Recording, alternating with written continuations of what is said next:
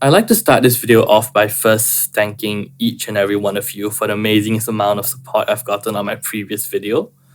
I know 1,000 or 2,000 views might not seem like much, and it probably isn't much in the grand scheme of things, but for such a small content creator like myself, I really appreciate the amount of support I've gotten. And in fact, as of the recording of this video, it is the currently most watched video on my channel. And so that got me thinking about what I wanted to do for my next video, because I know many of you probably subscribed because you wanted me to do more similar content like that. And as a YouTuber, obviously my instinct is to ride on the wave of the success of that video and make something similar. So I got thinking, because I want to do videos that are informational, educational, provides value to you guys, but at the same time, it's something that I personally enjoy doing. So I got to thinking how I could make a video which combines these two aspects. So it got me to thinking about orchestral MIDI, because I've done a lot of research in orchestra composing as well as in programming, so I thought it could be something I could talk about. Now, I want to put out a disclaimer first that I'm definitely not anywhere close to a level of an orchestra composer. So I'm less so going to be talking about the composing side of things, but I'm going to talk more about the MIDI programming of things. And I wanted to explore as well if AIVA does program its MIDI in its orchestral tracks. Because one of the most important things, or one of the most outstanding characteristics of an orchestra, is the dynamics of it, how it can go from the loudest of sounds to the softest of sounds, and then back to the loudest of sounds in a matter of just seconds. And if you want to do this well with sample instruments or MIDI, you have to program it to do as such. You can't just play the notes and leave it there. So that's what I wanted to explore for today. So without dragging the intro on for too long, let's head into the video and I'll show you guys what I'm talking about. So I'm going to put up a timeline of the video on the screen right now, and feel free to skip ahead to certain points in the video if you have already learned about certain MIDI concepts or certain MIDI programming concepts, which I'm going to start off by talking about. So there are a couple of things about MIDI programming, especially in the case of orchestras, which are important to know of before I get into this video. And the first one of them is velocity. And velocity is essentially how hard you're hitting the notes. So for example, I'm using a keyboard over here. And the velocity will basically record down how hard I hit each note. So I'll show you an example. So I'll record something and I'll play starting from soft to loud.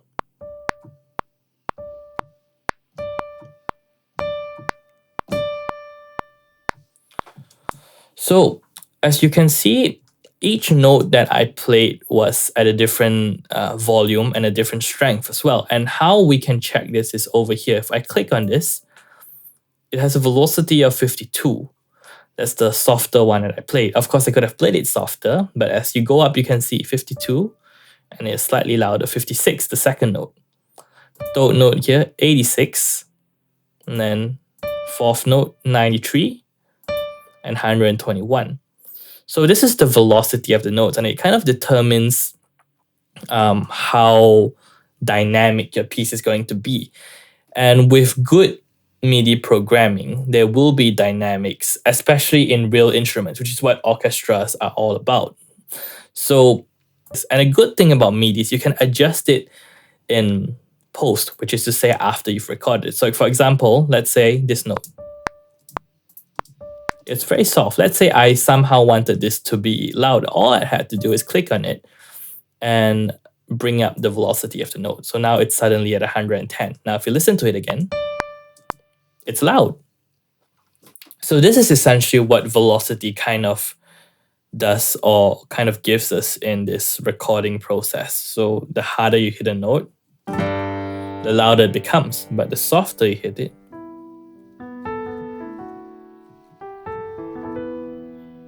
it sounds softer. And this is important in orchestras because of something I talked about earlier, which is the dynamics of it, how it's supposed to go from something very soft to something very loud and back again. So good orchestral programming will have velocity programmed in it. So for the next aspect of the orchestral or MIDI programming, I'm going to head over to use a violin sound to demonstrate it. And I'm using the BBC Symphony Orchestra, and I'm going to use it in the whole of this video as well, which, by the way, this is a free plugin which you can get from Spitfire Audio as long as you fill in a survey and wait for 14 days. And I'll put the link to this in my description as well. So feel free to check it out for yourself. And I definitely recommend it, even at its Discover, which is the base level. It's very, very useful. And there's really not much that comes close to it when we're talking about free plugins. So the next aspect of MIDI programming in orchestras that are quite important is this mod wheel over here, this modulation wheel. Like as you can see, this wheel goes from 0 at the bottom and to the top. And if you pay attention, you can see that it's controlling this this area over here, and this the dynamics of the note. And this is important because in instruments like the violin, the string instrument, you can play a single note and have it go from soft to loud. So for example, let's say I drag it all the way down and I'm gonna play, let's say I just play a chord. I can have it slowly go louder as I push this up.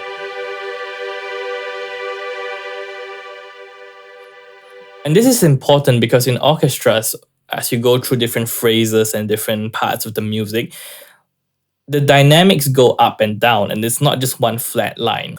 So for example, I'm going to record something while moving the mod wheel and recording at the same time to show you how it kind of affects the sound.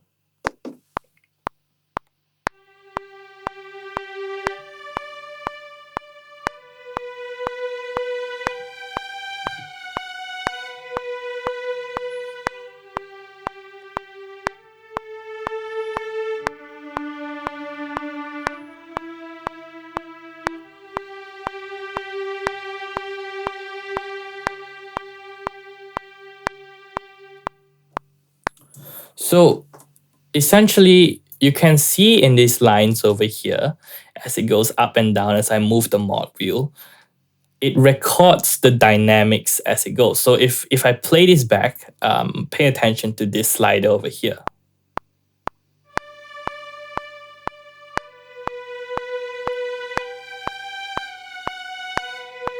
So it essentially tracks the movement of the dynamic wheel or the mod wheel in most keyboards, and it prints it onto this MIDI part here. And we can have a look at it by going into this area and clicking the automation bar. And if we move over to the modulation, we can see that it goes up and down. And so these are just a few more important parts of MIDI programming that you need to get to know in order for us to really have a look at AIVA's capabilities in producing and composing orchestra MIDI. So right now I'm gonna head over to AIVA and compose the track, and we'll pull it back into GarageBand and we'll see how it fares. So I'm back here in AIVA and I'm gonna create a new track right now, and I'm gonna go for the fantasy genre because that's where, as you can see, I can select a symphonic orchestra as the instrumentation. And I think I'm going to leave the rest of these factors unchecked, except for perhaps the duration of the track, which I'm going to limit between 1 and 1.5 minutes to avoid it being too long. And once again, I'm going to just create my track. So as you can see, AIVA's now going to take some time to generate the track, and then we can have a look at it once it's done. So I'll come back to you once it has finished generating. So I'm back, but I've encountered a bit of an error, and I'm going to have to generate a new track. And the error being that this composition has generated with choir voices in them, and the BBC Symphony Orchestra plugin does not have choir voices. So for your reference.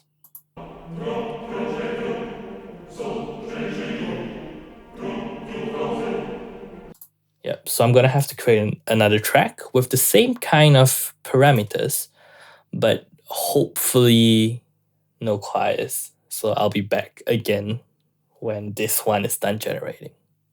So after 3 more tries of trying to get a composition without a choir voice in it, I've finally gotten one. And it's this one, New Composition 28. So we're gonna have a listen of it together, first on AIVA, and then we're gonna export the MIDI and have a look at it individually.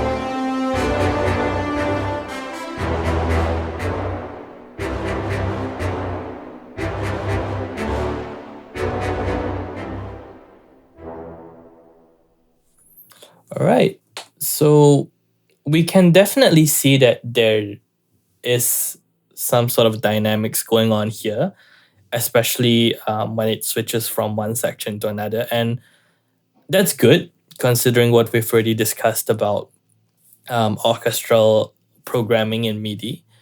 And now the question is, does this dynamic only exist within the AIVA website itself? Is it printed onto the MIDI so that when we download it, we get the same sort of orchestral programming that is shown here? So what I'm going to do is I'm just going to download this. And once again, we're going for orchestrated MIDI. So it's going to be loading. And I'm going to hit to, I'm just going to download this onto my desktop. And so what we're going to do now is we're going to move away from AIVA and we're going to head back here into the GarageBand. And as you can see here, I have a template of many different instruments already set out. So it'll be easier for me to just dump the MIDI in and arrange them accordingly. So that's exactly what I'm going to do. So all I need to do is just drag this whole MIDI file and then drag it over here. And as you can see, the good thing about MIDI is that it also records the tempo information so that when you pull it into a DAW or any kind of music software, it will give you the option of importing the tempo information. So you don't need to manually shift the tempo in your project and mess everything up. So we're going to do that, import the tempo, and it's going to take a while. And as you can see, we have everything that we need here right now.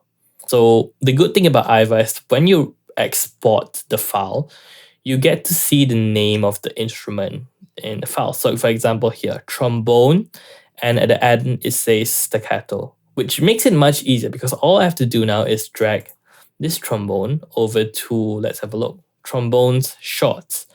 So without needing to bore you, I'm going to fast forward this process of me kind of arranging everything, and I'll get back to you once it's done.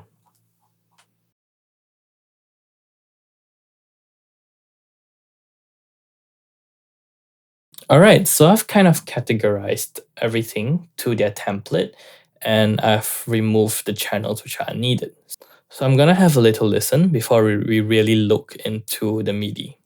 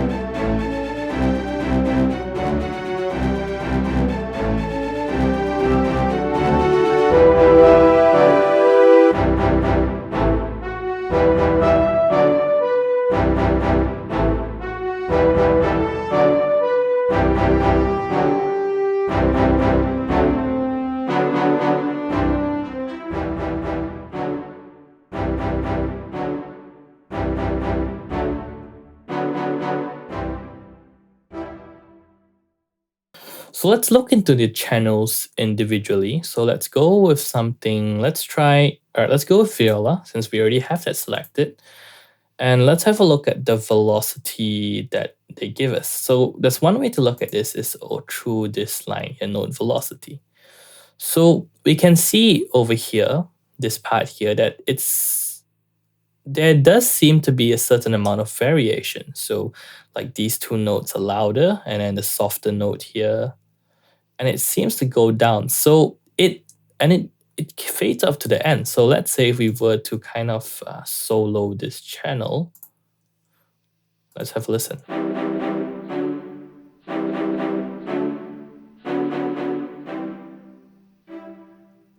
So there is a certain amount of variation in the MIDI channel, which honestly is impressive to me because I did not expect that the AI would be able to program these kind of dynamics along with the orchestral parts. So that's a very pleasant surprise, I'd say, in terms of the dynamics and the velocity. So let's have a look at some of the others. Let's go to these horns, all right? So velocity-wise, let's see how they're doing.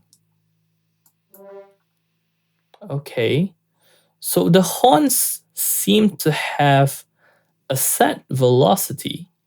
However, something I've noticed is that if let's look at the modulation, there is some change in modulation. So it's a very slight change, but there is some sort of a dynamics. So that's a good surprise for me as well, because honestly, when I started doing this video, I did not expect there to be any form of modulation programming or velocity programming in here at all.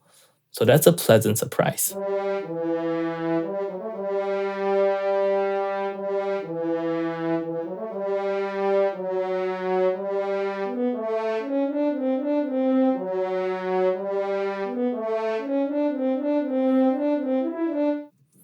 Yeah, so it's very minimal, and in fact, you can barely hear it, and I doubt that you guys would be able to hear it if you're not wearing any headphones or earphones or anything like that. So there are certain modulation programmings and certain velocity programmings, like for example, we can have a look here, but it's just doesn't seem to be enough for it to kind of make a difference. In fact, I think most of the difference is kind of made in the adding of more instruments. For example, from this moving part here, as it transitions to this next part.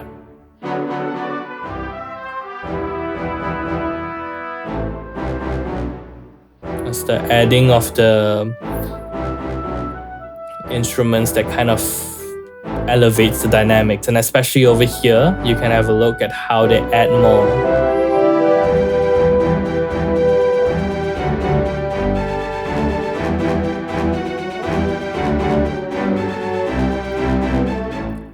So with a certain amount of human manipulation, because the thing is with the MIDI files that I got, I did not adjust the volume of each channel as at all. Meanwhile, in AIVA, they had certain kind of um, different volume adjustments for different instruments so that it would mix well.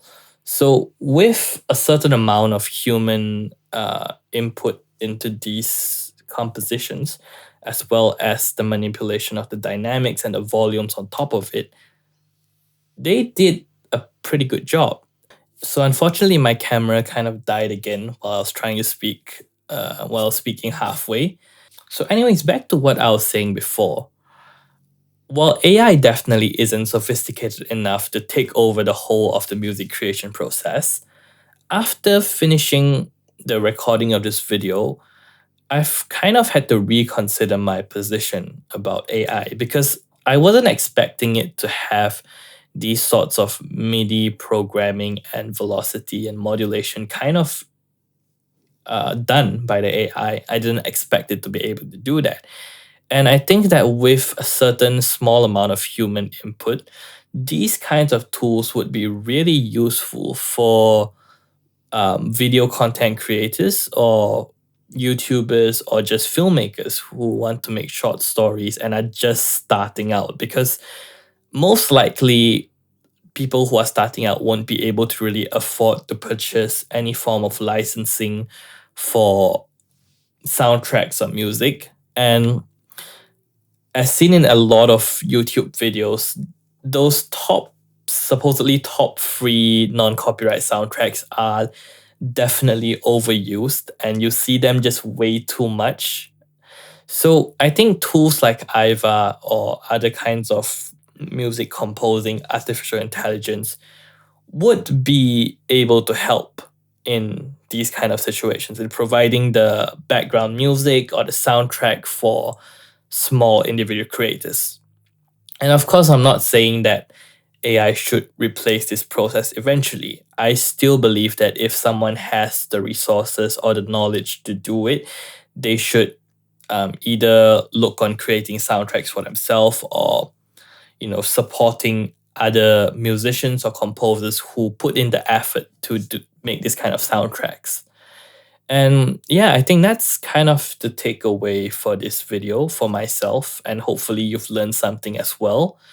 And once again, as usual, if you enjoyed this video and want to see more similar kind of content, please like and subscribe to my channel. I'll be looking to put out more similar content, as well as do comment what kind of videos you guys want to see, because I'm still kind of experimenting with this whole new aspect of my channel. So yeah, feel free to comment whatever kind of videos you want to see, and I'll see if I have the ability or I have the knowledge to make that kind of video. And yeah, so I hope you enjoyed this video, and I hope to see you guys again in the next video. Once again, thank you for all the support I've gotten on my previous AI video, and yep, see you guys next time.